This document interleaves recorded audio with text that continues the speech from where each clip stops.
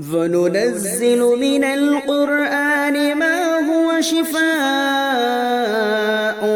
ورحمة للمؤمنين ولا يزيد الظالمين إلا خسارا. السلام عليكم ورحمة الله وبركاته. الحمد لله وحده والصلاة والسلام على من لا نبي بعد أما بعد. সম্মানিত প্রিয় দর্শক, আমাদের অনেক সমাজের মানুষের মুখে মুখে প্রশ্ন থাকে যে কুরবানি করা ফরজ না ওয়াজিব, ওয়াজিব নাকি সুন্নাত। একদল আলেম বলছেন যে না, কুরবানি করা সুন্নাত, তবে গুরুত্বপূর্ণ সুন্নাত, তাকিদপ্রাপ্ত সুন্নাত। আর একদল উলামা বলছেন, বিশেষ করে ইমামে আবু হানিফার অনুসারী যেনারা, ওনারা বলছেন যে কুরবানি করা ওয়াজিব। তো এখানে প্রশ্ন হচ্ছে, সমর্থ থাকার সত্ত্বেও কোনো সাহাবী কুরবানি করতেন না। দেখেন, কুরবানি করার ক্ষমতা আছে, এরপরেও কোনো সাহাবী কুরবানি করতেন না। এর কারণ কি? এটা হচ্ছে প্রশ্ন।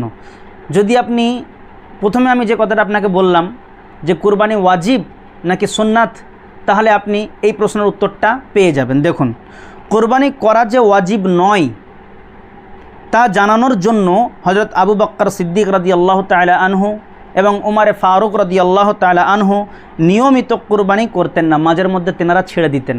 এই যে যদি এই মশলাটা ওয়াজিব হতো তাহলে কিন্তু ওনারা ছাড়তেন না।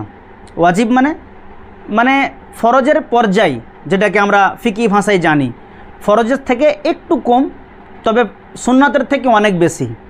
যদি এটা এমনটাই হতো তাহলে এই যে আবু বকর রাদিয়াল্লাহু তাআলা আনহু অথবা উমর ফারুক রাদিয়াল্লাহু তাআলা আনহু কোনোদিন ছাড়তেন না, যাতে করে লোকের কাছে এই মেসেজটা না পৌঁছায়, লোক যেন এটা ভেবে না বসুক যে কুরবানি করা ওয়াজিব অথবা ফরজ, করতেই হবে, হার হালাতে করতে হবে, জমি বন্ধক দিয়ে করতে হবে অথবা নিজের গহনাগাটি বন্ধক দিয়েও কুরবানি করতে হবে, তাহলে মানুষ বিপদে পড়ে যেত, বিপাকে পড়ে যেত।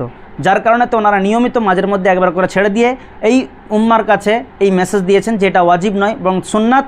আর এটা যদি মাঝের মধ্যে কোনো ব্যক্তি ছেড়েও দেয় তাহলে তার কোনো গুনাহ হবে না, তবে ছাড়া কিন্তু উচিত নয়। আপনার ক্ষমতা আছে, আপনি করবেন, আর যদি আপনি না করেন গুনাহ হবে এমনটা নয়, কিন্তু আপনার জন্য ছাড়াটা উচিত হবে না। আল্লাহু আ'লাম বিসওয়াব। আল্লাহ সুবহানাহু ওয়া তাআলার কাছে দোয়া করি যে আল্লাহ তাবারাক ওয়া তাআলা বর্তমান জেনারেশনে আমরা যারা পৃথিবী বিচরণ করছি বা জীবিত আছি, কুরবানির দিনেতে কুরবানির মতো একটা মহৎ ইবাদত আমাদের কাছ থেকে যেন হাতছাড়া না হয়ে যায়, এবং গাফলাতির কারণে এটাকে যেন আমরা অলসতার কারণে পালন যাতে না করি, এরকম যেন আমাদের চিন্তাভাবনার মধ্যে না আসে, যাতে করে আমরা কুরবানিকে কুরবানির পর্যায়ে রাসূলুল্লাহ সাল্লাল্লাহু আলাইহি ওয়াসাল্লামের তরিকায় করে পালন করতে পারি। সে তৌফিক তুমি আমাদেরকে দান করো, আমিন। আসসালামু আলাইকুম ওয়া রাহমাতুল্লাহি ওয়া বারাকাতুহু।